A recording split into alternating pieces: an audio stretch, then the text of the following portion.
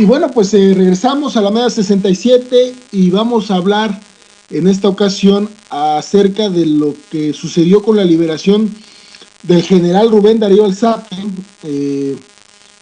uno de los generales de mayor alto rango dentro del ejército colombiano, que fue retenido, que fue, puesto a disposición del secretariado de las FARC y que generó pues un proceso para que se interrumpieran los diálogos de paz, que finalmente pues las FARC llegan a una negociación, lo liberan, eh, eh, el, el presidente, digamos el secretario Timochenko logra eh, la liberación, avanzan para eso. Y ha generado una serie de suspicacias este conflicto con el general, porque vean ustedes, el general va a una zona bastante complicada, llena de, digamos, una fuerte presencia militar, que es la selva del Chocó, pero va con un abogado, va con su secretario particular, pero van vestidos de civil, va con su abogada, va con una abogada de unos proyectos, van vestidos de civil y se internan en la selva, y al final de cuentas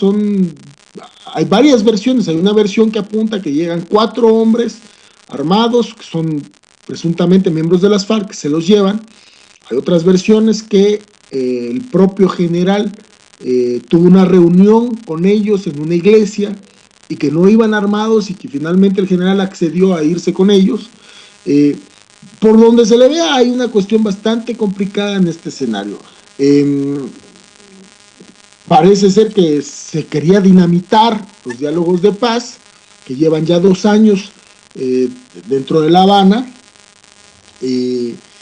La liberación de Alzate se da, pero cuando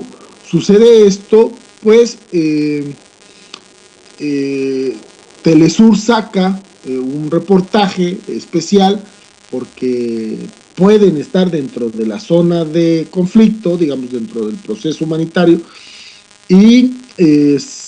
Telesur saca un reportaje donde hay unas fotos bastante complejas que han impactado en la opinión pública colombiana, especialmente en la derecha colombiana, y no vamos a decir que pues especialmente en Álvaro Uribe, en donde aparecen un miembro de las FARC, que es parte de la mesa de negociación, está abrazando, Pastor Alape, que está abrazando, el comandante Pastor Alape, que está abrazando al general. Los dos no están vestidos bueno, Alape no está vestido de militar, de guerrillero, con sus cargos. El general, pues, parece tener una sonrisa, la cara más seria es la de Alape, y aparecen como en una especie de mensaje político, en una fotografía en donde las FARC por primera vez tienen a un alto rango. Es la primera vez que tienen a un general capturado en toda su historia y aparecen abrazados. Hay un mensaje político ahí. La mesa de negociación, hay que decirlo así, también con todas sus letras, no ha avanzado porque el gran problema que no se resuelve dentro de esa mesa es el reparto agrario, y que es lo que ha detenido con mayor fuerza el resultado para la paz. Y bien, ¿a quién beneficia, digamos, a quién beneficiaba o por qué se beneficiaron o quiénes salen beneficiados de el secuestro del general, que rompía la mesa de diálogo, que se suspendía la mesa de diálogo, aun cuando ambas partes sabían que el conflicto armado podía estallar en cualquier momento porque no hay una tregua de paz firmada? O sea, la mesa de negociación está avanzando, pero no hay una tregua de paz y por lo tanto puede haber en cualquier momento conflicto.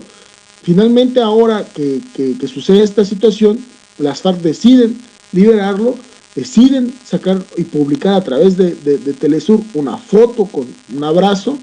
E inmediatamente después la reacción que se tiene de parte del general Darío es que pues, se dice que lo obligaron a marchar durante 8 horas, estuvo encadenado y vaya, o sea, a partir de ahí lo que dice es que su honor ha quedado manchado y entonces le renuncia a Santos, pero esta versión tampoco convence a ningún personaje, digamos, ligados a la política en Colombia, porque lo que dicen es, o sea, es un general de alto rango que está acostumbrado no a 8 horas de marcha, sino a 12 horas, porque es uno de los principales operadores dentro de esta zona de conflicto que saben de las condiciones que existe dentro del país. Entonces, lo que sucede es que también Álvaro Uribe se para a decir que quien está humillando a las Fuerzas Armadas es el propio presidente Santos por estas condiciones indignas que se quieren dar a reconocer a terroristas de las FARC. O sea, el discurso de la derecha es bastante duro contra las FARC cuando lo que se está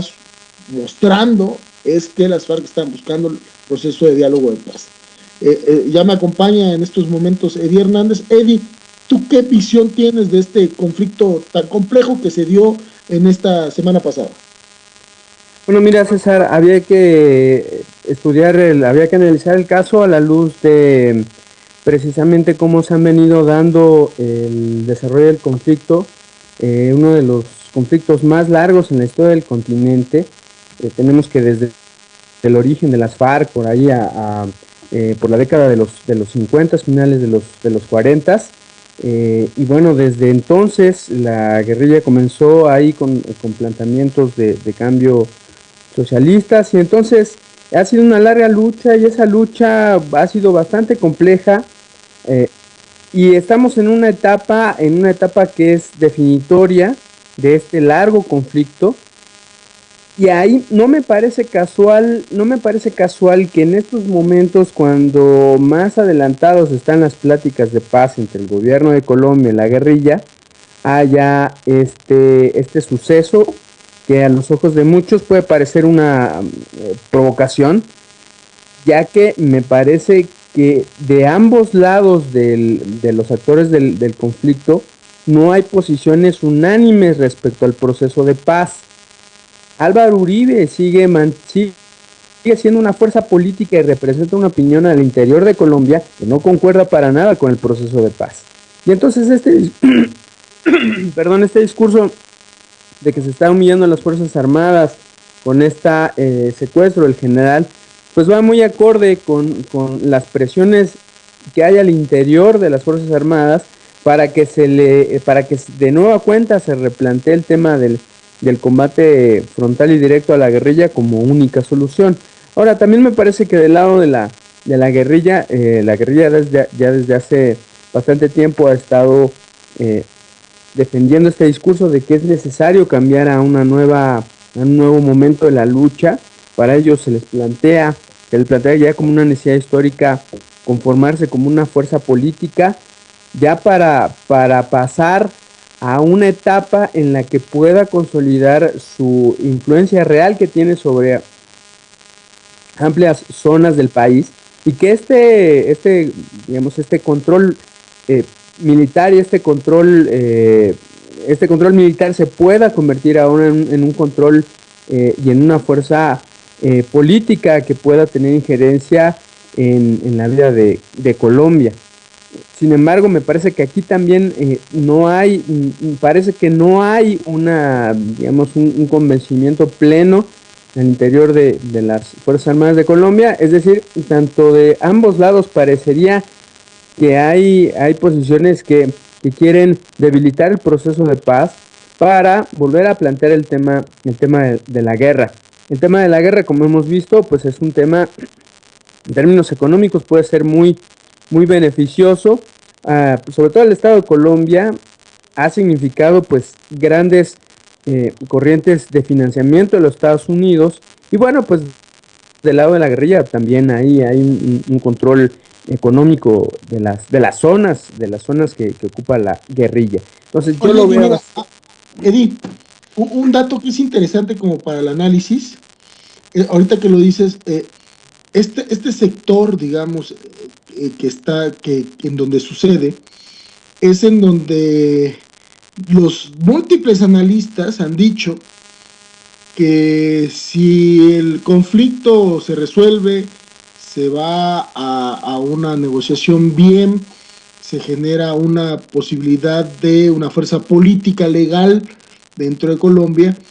esta zona y en especial este frente se volvería un frente criminal. También hay un proceso de criminalización a partes de las FARC, ¿no? Pero también hay análisis en donde dice que justo aquí es donde opera el trasiego de droga hacia Panamá, y justo aquí es donde opera varios de los cárteles, y por eso es tan conflictivo esta zona de las Mercedes, y a partir de ahí se hace un balance. Bueno, los dos grandes sectores duros, digamos, tanto de la guerrilla, que no quisiera soltar este proceso, como el ejército, que también no quisiera soltar ese proceso, pues convergen en este punto, ¿no? Y probablemente pudieron haber dinamitado este proceso de paz a partir de esto. Lo decía por esto que estabas diciendo, justo en este proceso del control territorial. No, sí, claro, y mira, en lo que dice respecto a la respuesta de Juan Manuel Santos, a él le queda claro que la disputa es con esta posición que representa Uribe. Uribe que definitivamente ha sido uno de los aliados más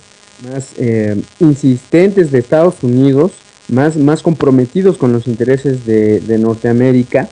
Y en este caso, bueno, Juan Manuel Santos, que representa pues intereses pues más nacionalistas, más que buscan el diálogo, que buscan la paz y buscan pasar a otro momento de la historia de Colombia. Sin embargo, aquí también efectivamente están operando esas otras fuerzas, que es precisamente las fuerzas por el control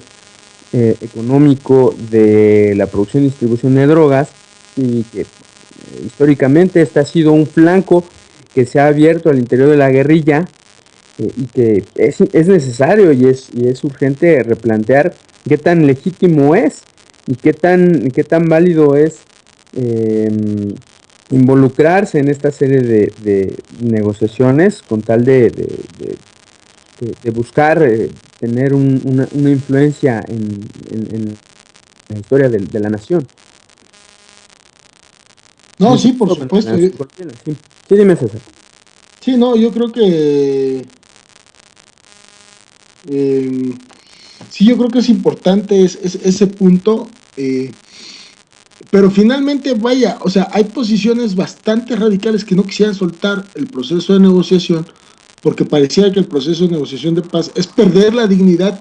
del movimiento que se ha construido de la base, o inclusive perder este tipo de honor al proceso del ejército. Me parece que ahí lo que se está jugando es que hay temas en la mesa de negociación que no se han destrabado y que es necesario empezar a generar un impulso dentro de... O sea, el mensaje de las FARC es claro: seguimos operando, no estamos desarmadas, no estamos estamos con la posición del diálogo, pero creyeron que nosotros estábamos aniquilados después de los ataques que hemos recibido. Pues no es así, porque pues aquí está la captura de este general y vámonos entendiendo. Creo que hay un mensaje bastante duro en este punto, pero creo que a su vez, al mismo tiempo, hay un mensaje pues que le promete esperanza a cierto sector en Colombia para poder avanzar hacia la paz. O sea, este mensaje de resolver la situación del general tan rápido, y ponerlo también en una situación en donde no es un entendimiento entre iguales, no a través del rango de ejército, sino a través de vestidos de civil. Creo que hay una foto ahí. Este mensaje es bastante importante y creo que yo con eso me quedo, Eddie, ¿no? ¿Con qué te quedas tú para ir cerrando esta sección y empezar a hablar sobre el Ayotzinapa? Pues mira, efectivamente yo creo que hay una separación ahí del proyecto de las FARC respecto de las comunidades urbanas. Todas estas estrategias de presión a través del secuestro únicamente le han medido pues a la propia guerrilla. Yo nada más quiero recordar el caso del secuestro de Ingrid Betancourt, que duró años y que bueno, fue un caso, digamos, muy paradigmático de estos métodos que ya están desgastados, que no buscan tender puentes ni organización al interior de las ciudades. Las ciudades están muy en el punto de pasar, de superar esta parte de la historia de la guerrilla, ¿no? Pero bueno, me parece que yo me quedo entonces con esta revelación de que hay una lucha de fuerzas al interior de este proceso de paz, de que la guerrilla ya está desgastada, que es para la guerrilla está volviendo indispensable pasar a un momento en el que se terminen de amarrar los acuerdos de paz. Y bueno, eso beneficiaría por supuesto a un proyecto de carácter un poco más independiente de lo que fue el gobierno de Álvaro Uribe. Pues sí, bueno, pues complejo, veremos en qué terminan estos días, cómo empiezan a avanzar la mesa de negociación. Y pues vamos a un corte musical, seguimos con Peter Gabriel y regresamos para hablar sobre las declaraciones de Peña Nieto sobre que hay que superar ya este problema y la tendencia de supérenlo que se ha generado en las redes sociales. Esto es Alameda 67, regresamos.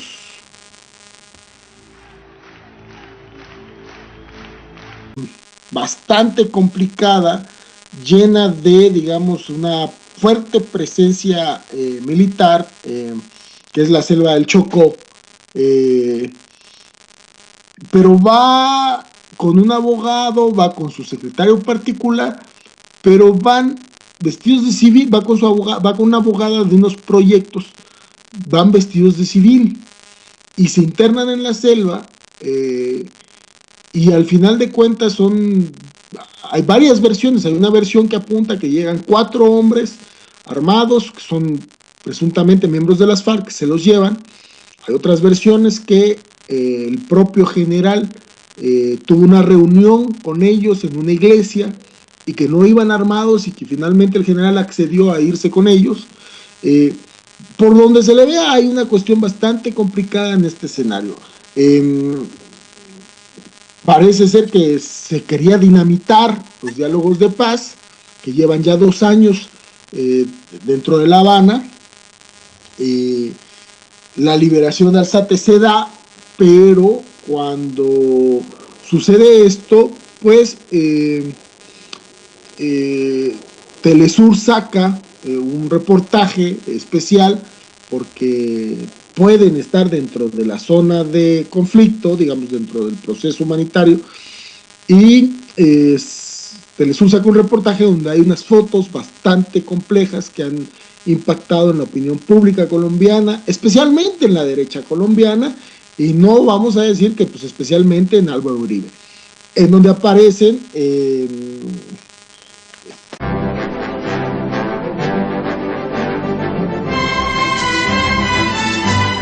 y bueno, pues regresamos a la Alameda 67 y vamos a hablar en esta ocasión acerca de lo que sucedió con la liberación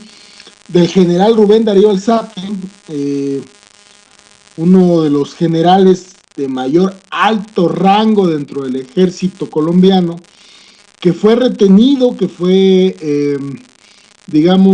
puesto a disposición del secretariado de las FARC y que generó pues un proceso para que se interrumpieran los diálogos de paz, que finalmente pues las FARC llegan a una negociación, lo liberan, el presidente, digamos el secretario Timochenko logra la liberación, avanzan para eso. Y ha generado una serie de suspicacias este conflicto con el general,